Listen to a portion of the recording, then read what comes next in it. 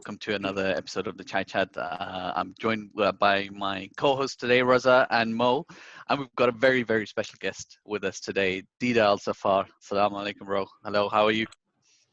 Alaikum salam. Yeah, I'm good, man. I'm trying to keep my occupied as usual. And yeah, how are you guys coping?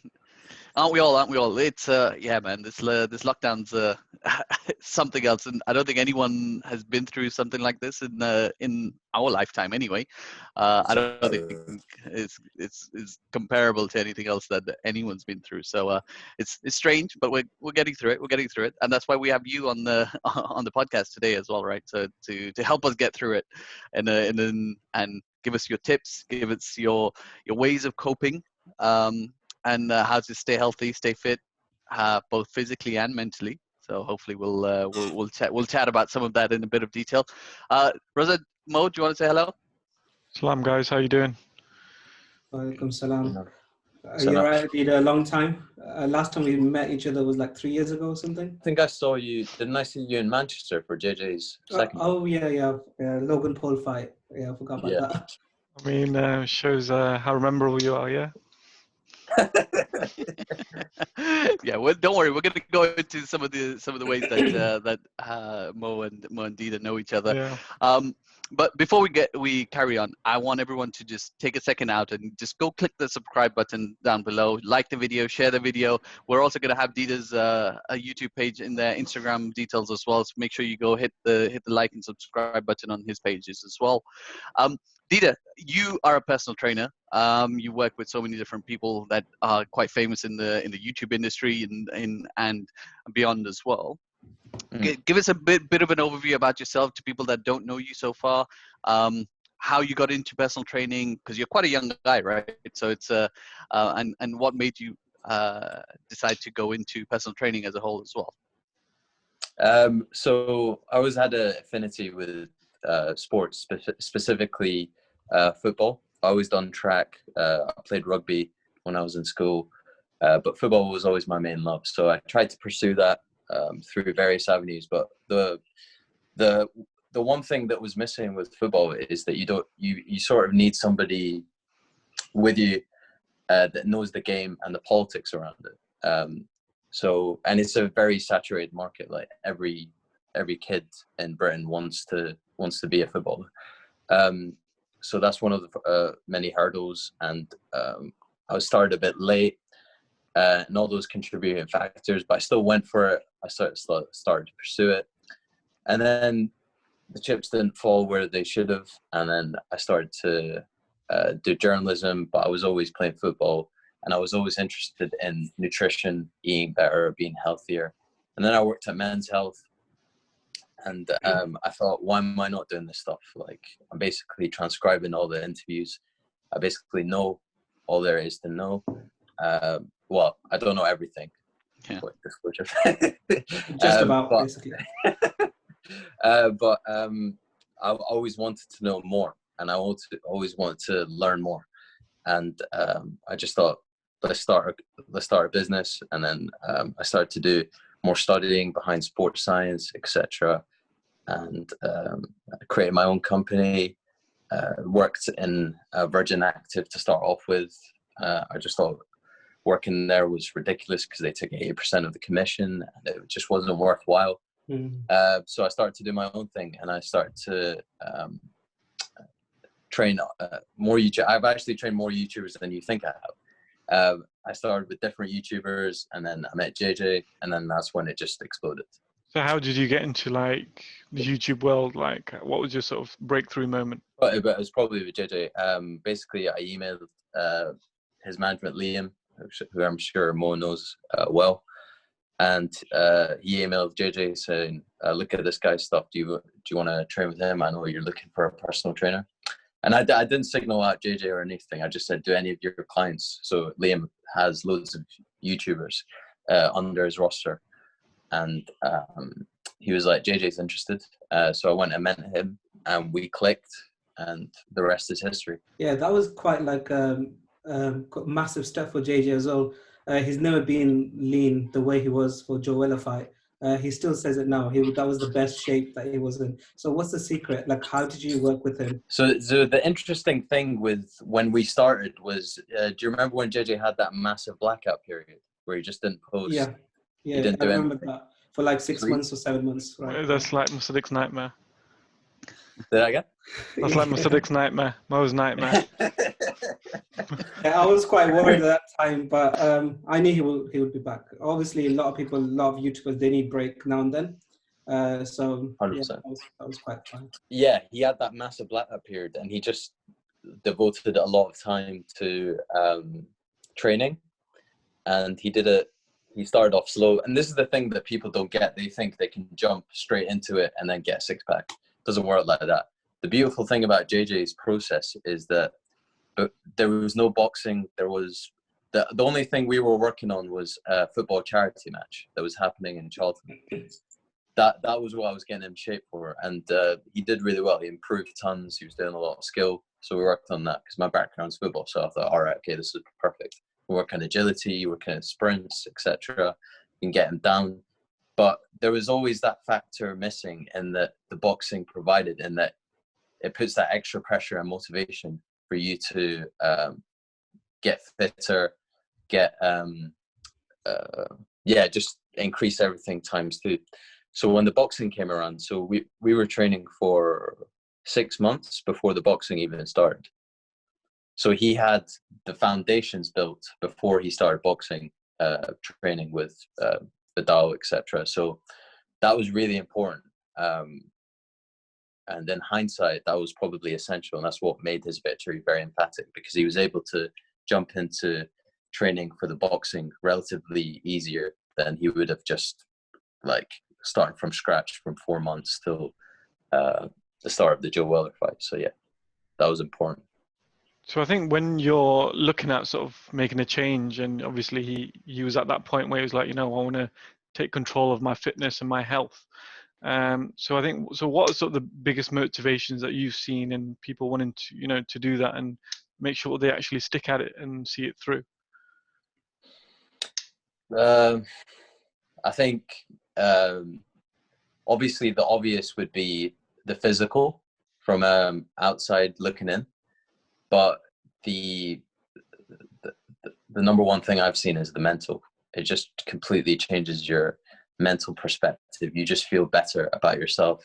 It's almost as if you have meaning when you put exercise. Like, so speaking separately from JJ, I noticed that with Bez Ethan, who's part of the Sidemen. I don't know if you guys heard of him, but he's it changed his mental perspective like completely. He's a completely different human being right now. Yeah, he goes gym like twice a day or something now, and the transition that he had as well is just amazing. And you started working with him at the start. Yeah, I started working with him, and it's amazing to see him now, because he's running incredible 5K times, like under 20 minutes, etc., or he's closing in on under 20 minutes, which is above average certainly. And to see him from where he was, like he was overweight, like he'd have to stop whilst we were training because he had asthma and he needed a water break. And it's almost as if his asthma has disappeared because he's lost the weight. And I mean, that tells you everything. Like, I think obesity is number one in relation to causing cancer. So obesity is one of the biggest killers in the UK. So I think what Ethan's done and what the rest of the guys have done whilst working with them can inspire a lot of people. So yeah. And so how do you, obviously having like a personal trainer is quite like privileged, and not everyone sort of has access, or sort of financially unable to afford. So for someone who is looking to make a change, so what do you recommend that first step someone should take?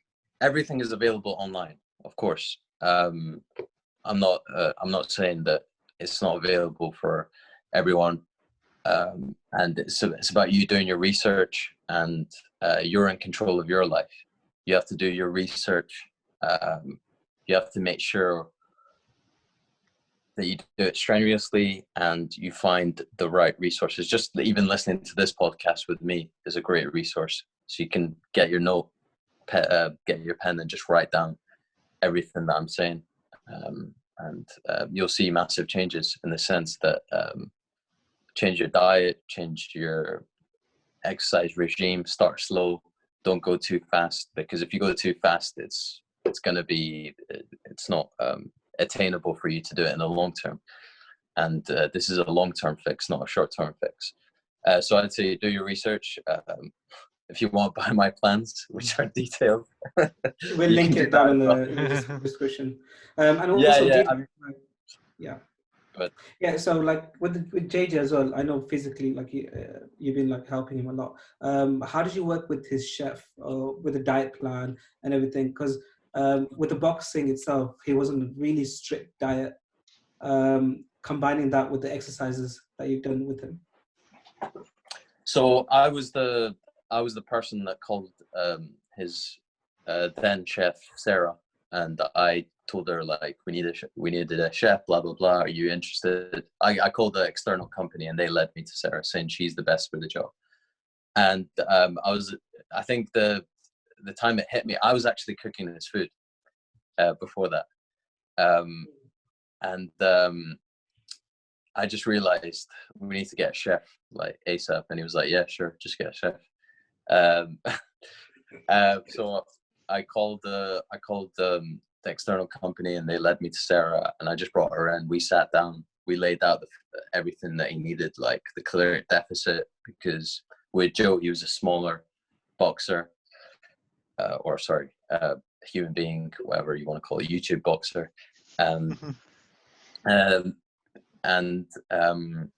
Yeah, we worked out the calories, we worked out the macros, we worked out what he needed to eat.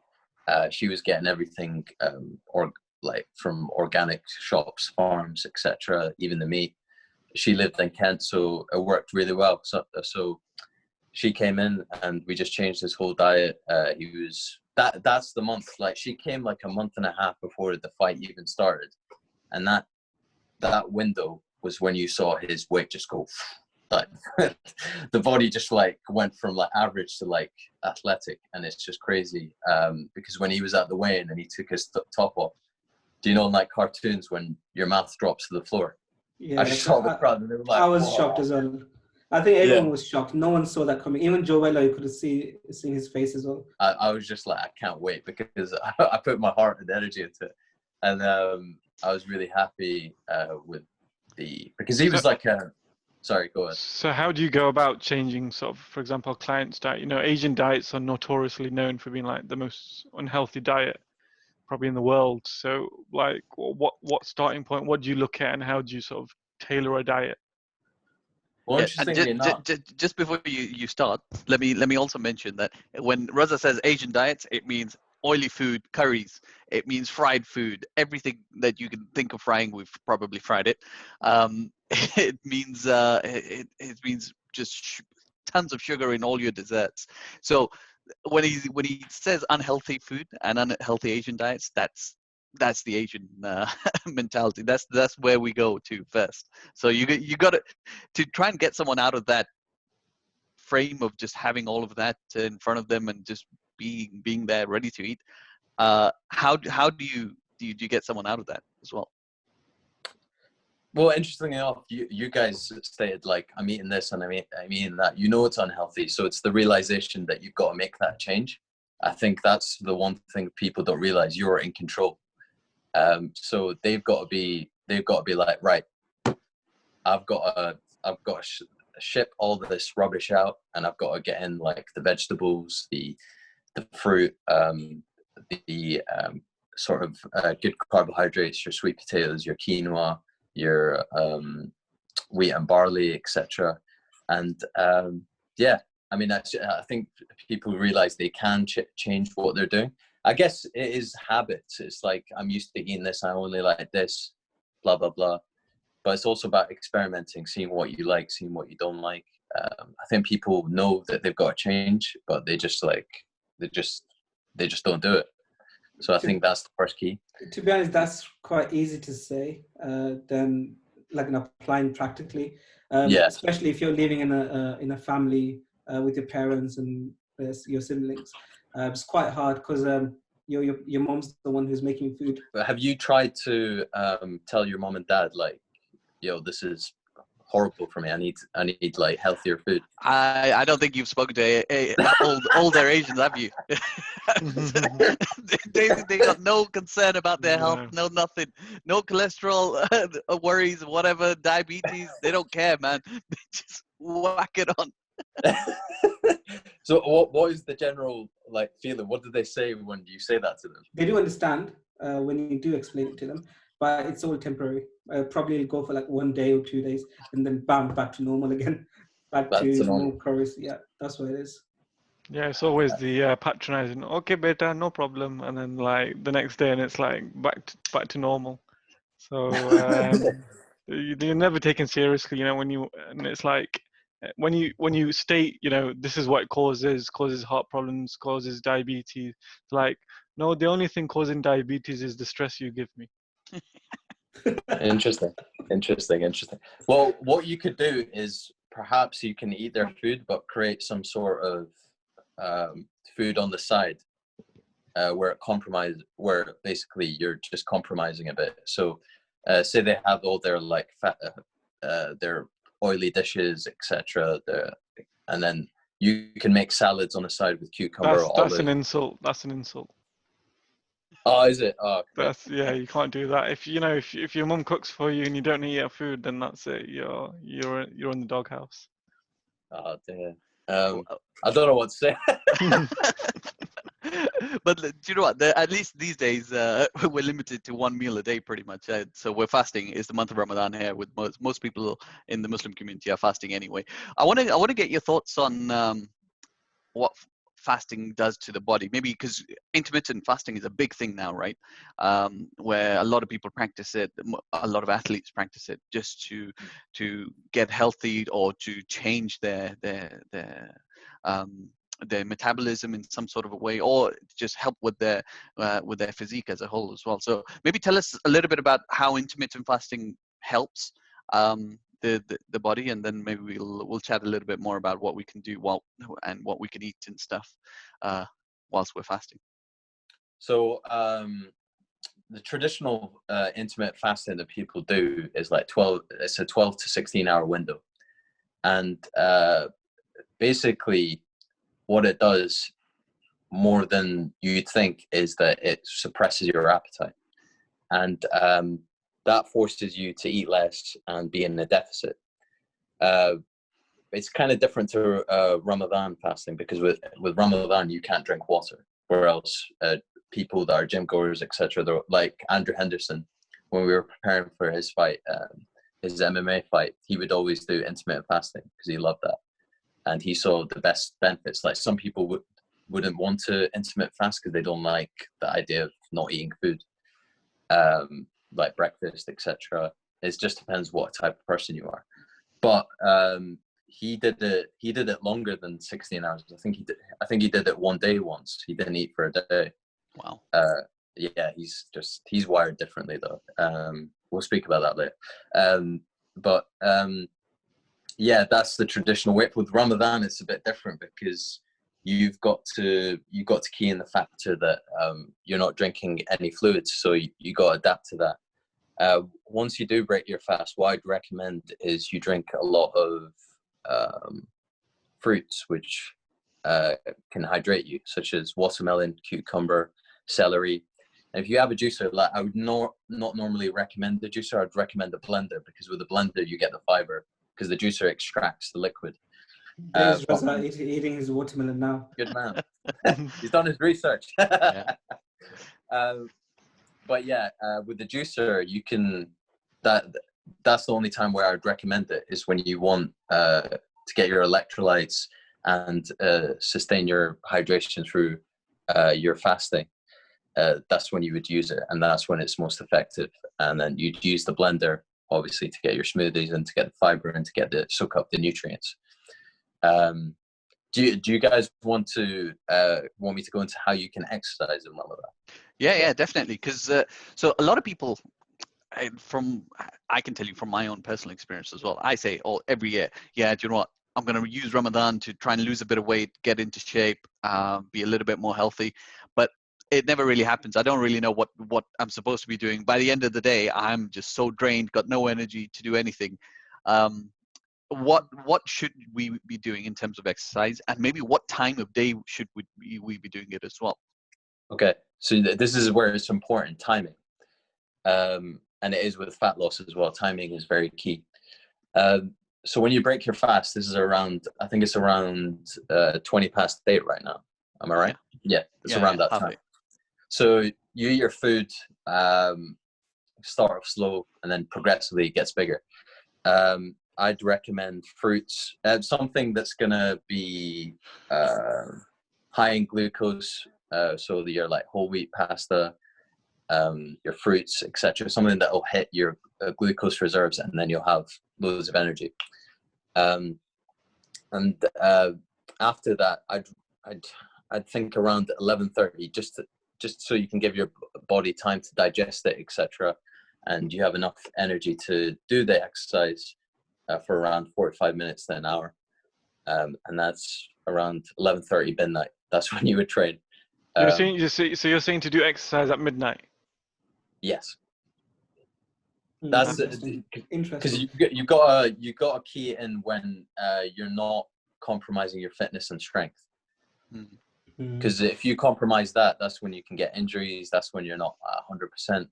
When 11:30, 12, when you hit around midnight, you've got fuel, you've got enough to do a good session and not compromise your fitness and strength. It's one of those things, but that it's probably around then. So if you eat around 8:30, but I presume because of the nature of your fasting, you'd need to give it some time. So yeah, I'd say around midnight, and then you can get your recovery meal in, your protein shake, and get ready for the fast after 4 a.m. I presume. Yeah, about 4 a.m.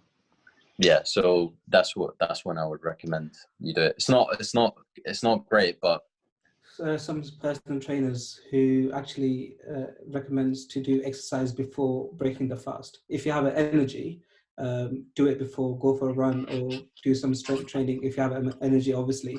And then when you break the fast, it'll go towards the energy and the calories that you burnt. I don't know how true that is. I'm just thinking about logic here. I just think if you do it I think your main concern, especially, I mean, Ramadan's a month long, right? So it's just not sustainable to do it. I mean, imagine, is that the first thing on your mind? It's just not Definitely sustainable. Not. No, it's not sustainable. You'll be lethargic. The session will be really bad. It's not ideal. So can you actually make gains during Ramadan? Make gains, like lose weight. Lose weight, put muscle on. Is it possible with having just a short window of eating? And you lose weight, but the idea of gaining muscle or being on a bulk is just going to be really difficult. I mean, you can do it from a caloric, if you're in a caloric surplus, but it's definitely not the time to be on the bulk. I would recommend it. I'd say you have 11 months of the year to be on a bulk. Do it then. If you're in Ramadan, try and sustain or lose weight, which is the most ideal scenario. It's just to get fit and maintain your strength. So then, what kind of exercises would you recommend then? I wouldn't do anything too heavy. I'd say 80% is your max sort of range, where you use your like weights, etc. 8% of your 1 rep max. So if your PB for deadlift is 150 kg, you go down to like 100 and just do reps like of 10, and then etc. and so forth. If you're doing cardio, same there. But cardio is a bit different. I mean, you could push it a bit more there if you want to hit some PBs, but your body's not in peak. It could work out. It just depends how fit you are, really. But that's you can't be. I wouldn't recommend a bulk during that period. But if you can do it, and you find a way around it, then go for it. But it's not ideal.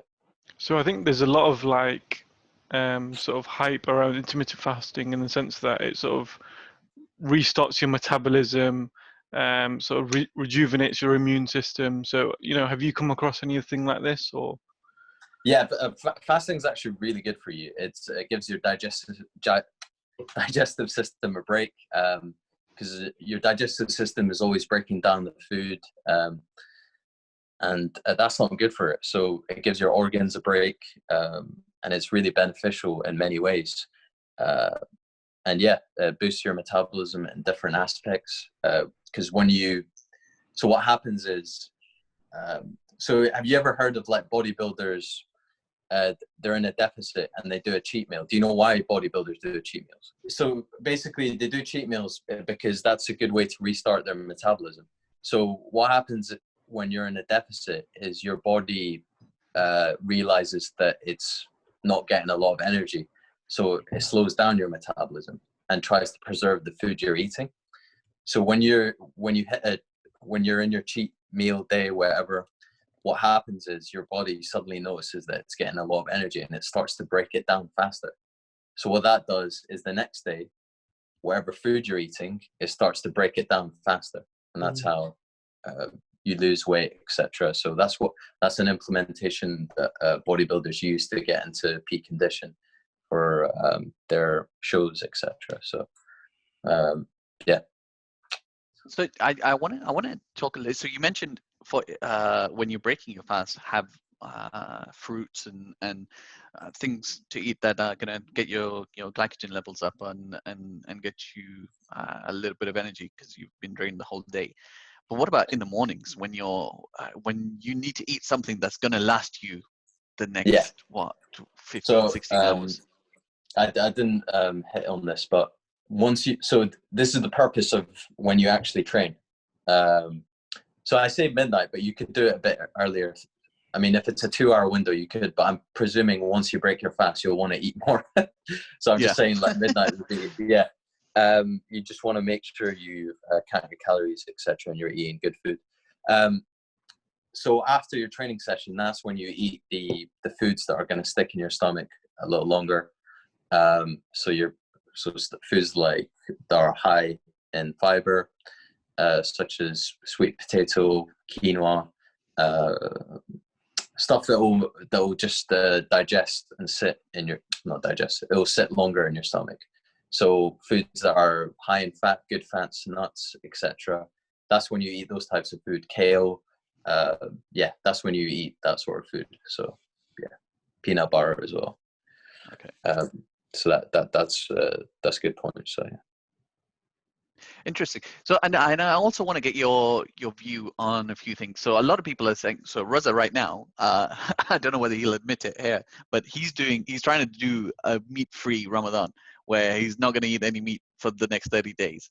Let's see if it lasts. But so clearly there's a big trend nowadays coming up as well of veganism and trying to eat more plant-based stuff that's more rich in the nutrients that you need. What's your view on that? And do you recommend that to any of your clients? I think having less meat is great. It's such a subject. It's like you see all these Netflix documentaries. I forgot that Netflix movie. What the Health? Have you seen What the Health? Yeah. It's very like. It shows a strong opinion towards not having meat at all in your diet. But then somebody like Joe Rogan would be like, no, meat is great for you, blah, blah, blah. So he even did a whole month of just pure eating meat, nothing else. Yeah. He's a very knowledgeable guy, but it doesn't mean that what he's saying is correct. But then again, some of what he's saying is correct. So I think in general, in the future, once they produce food that is higher in protein, the thing is with vegan and like the vegan meatless options that you get in stores, the corn, etc. It's a good alternative for people that don't like meat ethically or just because they think it's bad for their health, but it does have some negatives. in that it's high in salt. It's made tasty because they're raising certain levels of the sugar or the salt. So it's a tricky one. I've definitely cut down my meat significantly. I've never been a big meat eater myself, but due to my like background in PT, like, you know, I'm sure you guys get this image of a PT tucking into his Tupperware box with like chicken and like steak, etc. So like we've always been taught that, but yeah, I'm definitely eating a lot less meat. Sometimes I eat the meat and it's fine and it's a good source of protein, etc. But yeah, I mean, it works for some people. Some people notice that one of my friends was a vegan, like a sworn vegan for like years, and then she noticed her energy levels were lower, etc. And then she tried meat again, and she said, I feel more energized, blah blah blah, etc. But that might be keyed into the fact that she wasn't eating the right stuff. So you just got to make sure that you're eating the right protein, etc. And you can get that from nuts, again, protein powders that are free of meat. So yeah, it's a tricky one. But if you do your research and you find other viable means where you can get your protein and other sources of B12, etc., then that's important. What are the sort of the things around dairy as well? I think there's a lot of hype about, you know, cutting out dairy at all and going sort of dairy free and sort of sort of substitutes, so like oat milk, for example, or like soya milk. So is there any benefit to doing that? So it's interesting because I was talking to one of my friends who is a nutritionist as well, and he was doing research on the benefits of dairy. So he was pointing out the benefits of dairy in that it's a source of calcium, it has many vitamins, etc. And done it so extensively that he says the benefits weigh out the negatives. So I don't know. It's because every day we're learning something new, and it's just like, well, I think that it comes down to the quantity you have. So if you're having like 2 liters of milk every day, obviously that's not going to be good for you. It's like you need to minimize it to like maybe just like having a cereal or having some of your coffee, etc. I think what it comes down to is quantity control, and that derives from just the principle of being on a deficit to lose weight. The idea of if you're eating good food but you're still in a surplus, you're going to gain weight regardless, I think. But the idea of eating good food is that you're going to soak up the nutrients. So that's really key, because that's going to help your long-term health in general.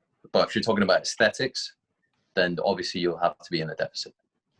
So I think it's about quality control with your meat, with your milk, etc. And yeah, obviously if you find better cuts of meat from a farm, etc., that'll be better for you than getting it from a supermarket. Does that actually make a difference, the quality of the meat, or where you like organic versus non-organic, for example? I think in terms of because it's going through different because with a supermarket they try and control it.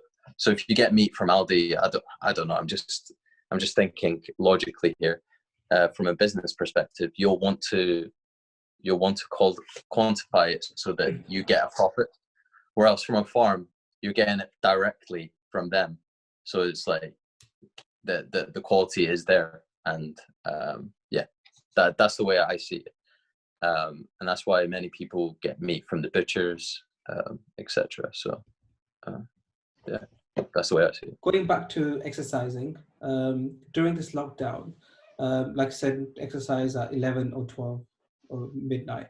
I want to ask, like, what kind of exercise that we can do at home to maintain or lose weight or something without any equipment, without any thing to help you with, just like using your body or any gadgets or anything around the house.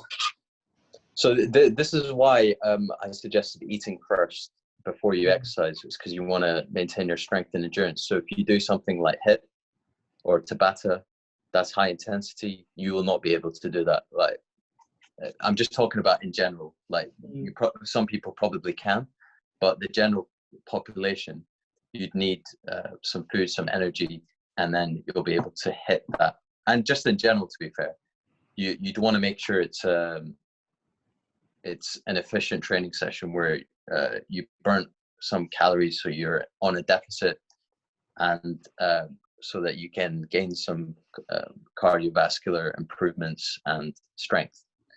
So HIIT is generally the most popular. So you do your press ups, your burpees, your I'm not a fan of burpees, but your squats, etc. And you do it simultaneously, and then rest, and then do another set. You could do weights as well if you've got some dumbbells lying around, and barbell like I do, but that's my job, so I have that. But yeah, you can literally do anything. It's all in a click of a button. You can get Amazon, you can get weights, you can get a pull-up bar. You can do it without weights and just do traditional bodyweight exercises. I noticed that, and I made a bodyweight guide, because I knew some of my audience are a bit younger than 16, so they can't go to the gym. So I made a bodyweight edition, so that has like loads of functional movements, kick sits, planks, dynamic core exercises, like based exercises. So yeah, there's a whole plethora, but you're not going to gain massive amounts of bulky or mass by doing bodyweight exercise. You have to incorporate weights in order to be more efficient in that aspect. Yeah. And how do you gain more strength? Is it so? There's a big discussion that I have with a few of my boys and stuff, and whenever we're talking, and can you only gain strength through weight lifting and bodybuilding type of exercises rather than the body weight stuff that you see? Because there's a big push for this calisthenics type of exercises nowadays as well, where people are just doing some crazy stuff whilst they're on the pull-up bar or something. And so is that strength, or what is that? Yeah, that's bodyweight strength. Calisthenics is bodyweight strength, so that's being able to manipulate your body, so you can do like muscle ups, etc., and gymnastic based exercises. If you're looking at just overall brute strength, then obviously you'd have to incorporate weights. It's just logic. It's like lifting 100 kg, and then next week I'm lifting 150 kg. It's just using those tools, and it's also a good gauge for you to attribute that strength. But in terms of like Andrew, like I can lift more than Andrew Henderson, but he can still kick my ass in an MMA fight, because he knows jiu-jitsu, he knows how to box, he knows how to wrestle. So it depends how you define it. So like Andrew Henderson's the best freestyler in the world, but it doesn't mean that he's the best footballer in the world. It doesn't mean he's the most effective person on the pitch. So it's just different skill sets. One of the other questions I had from my side is, so I go through this yo-yo dieting cycle quite often whenever I'm trying to lose weight, and I'm sure most of us do as well. Yeah. And so you mentioned it before, like most PTs are known to have their Tupperware boxes with chicken, bit of brown rice, or whatever else. Is that the only way to so you have to count every single calorie that's going into your body, and also sort of track all your exertion throughout the day, whatever exercises you've done, to be able to check whether you're in a caloric deficit, and that's the only way you're going to lose weight? Or can you be a little bit more relaxed about it and not have to go so deep into it? Because it's a bit of a mission at the end of the day, if you can understand. Yeah. 100%. Obviously, yeah, your typical PT would, I mean, from their point of view, if they're talking to a client, yeah, they tell them to monitor what they're eating and how much they're exercising, because that's the most effective way. Obviously, yeah, if somebody's gauging it and looking at what calories they're going to eat and how much exercise they're doing, yeah, they're going to see the most gain. I admittedly, I don't do that because it's almost become like robotic for me. Like I just know like certain things, etc. Your standard, actually nutritionists will tell you don't monitor how much calories you're eating. They tell you the opposite of what PTs tell you, because they're like, just have a relaxed approach about it. So yeah, it depends on you. If you want to be more stringent, obviously people who are monitoring it will get, I mean, it depends what they're doing, obviously, outside of it. But if you took two people that are on the same level, or you took twins and they did the same things, if one person's monitoring it and they're doing exactly the same exercises, but the other person wasn't monitoring it, yeah, that person will see better results because he's gauging everything. That's just common sense. But do you have to do that? No, of course not. You just have to, what I tell my clients is that you do 1 or 2 weeks of where you are counting everything and monitoring everything, and from there on you can get a gauge of what you need to do, and then acclimatize to being on a deficit and getting enough nutrition to maximize your results. And you mentioned before about weight loss, and that it's important to sort of target exercises to maximize weight loss, and sort of the time of day you do them as well. So how can you speed that up? Okay, so I'm presuming everyone in this chat likes like naughty things, like they like a takeout, they like sweets, etc. So that, yeah, so if just to let you know that before we came onto this, we have a WhatsApp group chat, and people are posting pictures of the chicken burger that they had the night before from the greasiest chicken shop in the world. So it's oh my god. But it's the tastiest though. Yeah, it's the tastiest. So yeah, so that's the audience that you're speaking to right now. Oh wow. It makes it thirsty all day though because of the salt. Yeah, the salt content will dehydrate you. So, but I mean, once I got into healthy food like years ago, I find like gourmet places a lot better than that. So I like firing up the barbecue and cooking up some chicken and making them my burgers instead of going to like fast food joints. Like I can think, well, actually I like Five Guys, but like I'd rather cook my own food, and I know what's going into it and I know it's tastier. So yeah, and it's a lot healthier, obviously. And yeah, so with that in mind, so you like a bit I was just talking about like one chocolate digestive or or something like that, a bit of advice. So with that, if you're gonna have like an odd treat, as I like to say, you're gonna have to up your cardio. Interestingly, one experiment I'm doing, so I'm starting to lean out. So one silver lining behind this lockdown, and I think you got to see it that way. You got to see it as a silver lining. What can you do that you can't do when you're at work and when you're occupied? And that's work on yourself. So yeah, I'm starting to lean out, and it's weird. It's like because I trained JJ for his fight against Joe. I'm doing the same things, and it's weird. We talk about genetics and stuff. I'm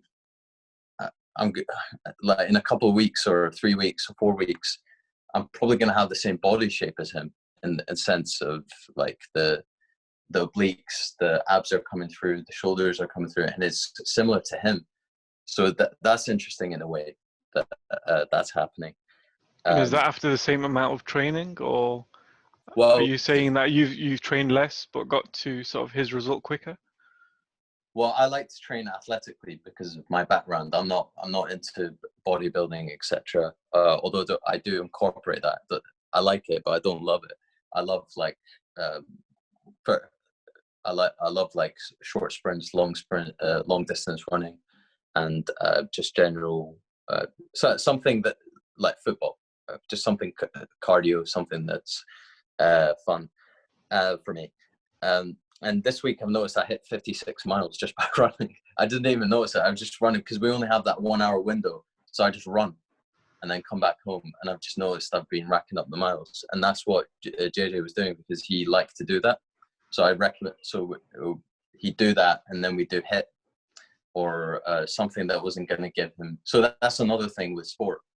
And in boxing in particular, you don't want him to be too bulky because that will slow him down. So we'd minimize the weight, but we make sure we're retaining the muscle mass with the weight we're using, because he was doing a lot of cardio.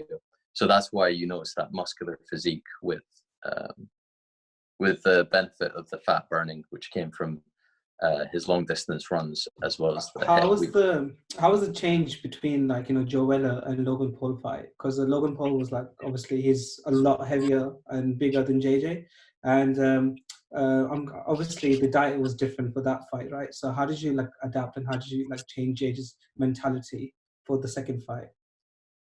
He was admittedly, I mean, he's even said it. He didn't train as hard for the second fight. He said that, but for the second fight, we did a caloric surplus, and he ate a bit more, and he started to gain weight, and we did that through increasing some of the weight, and yeah, everything was similar. It's just he was just in a bit more of a surplus. So it was just about adapting a bit and just making sure he maintained that weight. And you've got a video on this on your YouTube channel as well, right? So we'll link it in so that people can go check out what you've posted and your journey with JJ on the fights. Yeah, so absolutely. Yeah, I've got a couple there, so you can see from the Joe Weller fight to the Logan Paul fight, so you can see all of that. It's all documented. So yeah, absolutely. Nice. So I want to talk a little bit about what's next in terms of your work with all these social media guys and influencers all across. Are you going to be just focusing primarily on building this network of clients across YouTube, across Instagram, and so forth, or are you going to maybe launch an app that people like me can download and start doing some of these exercises that you're doing with these guys as well? Because I know you already do plans and stuff on online, so maybe talk a little bit about that as well. Yeah, so the ebooks was just so I can give people an idea of what they needed to do, and they've been doing really well. Some people are really excelling them. They just need a little push. And yeah, you talk about apps. I'm going to release an app where it's basically training with me, but remotely. And you have instant messaging. You have all the exercises in the app, so you can just open them and train. And then if you're struggling, I'm always there. Click of a button, I can reply to your responses, whether it's nutrition or exercises. I can always give you a helping hand. So yeah. That's launching really soon. I'm just waiting till I've completed my transformation, and I think that's the best point where I can release it. So I'm just waiting a couple of weeks until, I mean, everything's done. The app is done. I'm just waiting till I've completed my transformation, basically, because I think that's really cool. So this transformation of yours, how long have you been working on it? Well, I started in isolation because why I didn't realize. So a lot of people have been asking for it. So, when are we going to see that? And I've just been bulking up. I've just been trying to push my weights up, get my muscle in, so that once the fat is burned, you can see like the obliques, the six pack. So that's an important element if you want to be a bit more muscular. The bulking aspect of it, and then when you lean out, it's an easier process in the sense that you just look more. Your physique is a lot more muscular, which is what I'm looking for. I'm not sure if that's what you guys are looking for. Well, I would do anything to just lose a bit of weight, man. Yeah. Some people just need a little. Yeah, absolutely, 100%. Yeah, it's. I mean, what I'd recommend is just sort of monitoring what you eat and what exercises you do, just so you can study your output and if you're in a caloric deficit. But one thing I've noticed, especially in my transformation, is that the first couple of weeks you feel, because it takes 30 days to form a habit. And what I noticed was that I feel, especially in the current climate, it's not the best. You feel kind of like sick because you're changing your lifestyle, basically. And that'll happen. And it takes a bit of time to acclimatize. You feel a bit achy. And like, I've got clients like, oh, I feel really achy. Is this normal? And I was like, yeah, you're just noticing DOMS, which is delayed onset muscle soreness. Your muscles are just recovering basically. And it happens 2 days after you exercise, or for some people it happens the day after. So what I'd suggest is that the first 2 weeks you have to be a bit resilient, and that you will feel a bit achy. You won't see much results. People always want results quick. That's why you say 6 packs in 6 minutes. And it's just like, it doesn't happen like that. If that was the case, everyone would be walking around with their shirt off. So you got to give it time, because your deficit only works over weeks rather than days. So you got to give it time. So the first 2 weeks are going to become a struggle. You have to form your habit, and then slowly everything starts to open up, and then you feel more comfortable, and then that habit becomes permanent, and then you can just, your body's going to change rapidly. So the trouble I've had is, so prior to this lockdown, I'd been going gym like relatively regularly, and I'd been doing weights, and I think I felt as if I'd got to a point where I'd sort of had hit the ceiling, and maybe that's because I wasn't eating enough, or I don't know. So I'd been pushing weights, but I thought I was sort of, couldn't get past the sort of barrier in terms of, pushing heavy. So what do you recommend in terms of sort of overcoming that? If you're certainly looking to increase your PBs and deadlifts, bench, etc., or gain more muscle mass, you got to be on a surplus. You got to be, this is the thing people don't realize. These people that have, obviously, maybe they have some help with steroids, etc., but you can increase your PBs just by being on a surplus, and you just have to be regimented. You sort of have to be healthier. You have to have more of a lifestyle that's suited to not a mug, but like just like, say you were going out like 2-3 times a week, minimize it to like 2 times a month, something like that. If you want to really pursue it. So I think it's just making changes. So a lot of these diet plans, they're like, you have to eat every 2-3 hours. And but for me, for example, if I was at university all day, that's sort of, it's not feasible. I can't like step out of a lecture or step out of clinic and be like, I've got to have a quick meal. So, do you have to eat that regularly and to be able to, put on mass? So yeah, they'd always, so like people like, who's a good example that eats every 2-3 hours? So like, say a boxer, like some of the people I've worked with, they give me examples of like Tony Bellew. Like say he was about to fight David Haye, and like he was on the True Geordie podcast, and he was opening up his Tupperware box, and he's like, I've got to eat again, because he had to make weight because he was going up to heavyweight to fight Haye. So it makes sense to eat every 2-3 hours, because that's what your traditional heavy bodybuilder does, because that's how you can gain muscle, because you're in a caloric surplus. So yeah, but you can manipulate it in the sense that you can have like 3 massive meals, and if you want to gauge it, then you can measure the quantity you're eating, be it the protein or carbohydrates, and you can make those 3 meals as useful as those 6 meals. You just have to, and they'd have the same impact as eating every 2-3 hours. Yeah, because your caloric output will be the same, because you're eating the same amount. And what about these sort of like meal replacements that a lot of people now do? Because they don't have time to eat, so they just get a powder and a shake and just. Oh, right. So, are we talking about whey protein or? So whey protein. Yeah, so you can get like, for example, Huel. For example, a lot of people have Huel. Oh, I hate Huel. And you can get, ones that are tailored to like increase, high protein, or like if you want to lose weight, you can have them instead. Like, so what are your thoughts on them? So I went outside once. I thought, all right, I see it there. I said, I'm just going to try it. Have you ever taken a sip of Huel? I've tried it a little bit. It's not, it's not very pleasant, to be honest. Well, oh my god, it's so disgusting. Everyone says they get used to it like after a week, but then that's it, they just down it.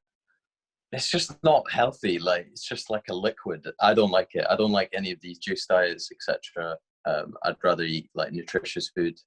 I mean, just I can that, but like Hugh was like the last result. It's just like dust, and it's just really expensive for a bottle. But I guess it is a meal replacement. But I think it's for like $4.50. It's ridiculous.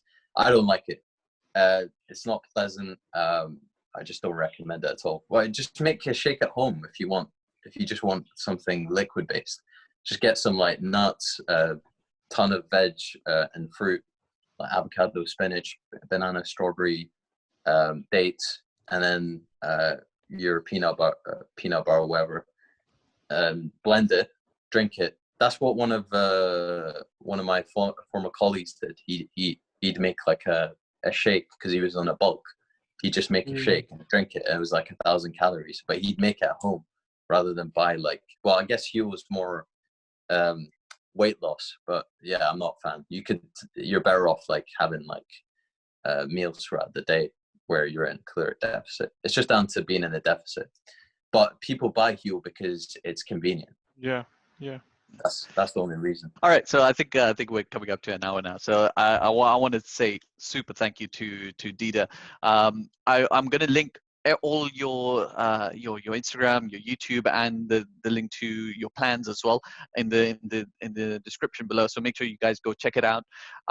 Give DIDA a message, and if you have any concerns on Instagram or wherever else it may be as well. So do give him the support, do give him the love that you show all of us as well. And DIDA, thank you so much, bro, for sharing your knowledge. Next time you come on to the show, we'll take you to our studio instead of this video conference that we've got set up, and then hopefully we'll have a nice chill afterwards as well. So that we're looking forward to having you. Yeah. So yeah, thank you, everyone. Thank you so much. Thank you. Thank you.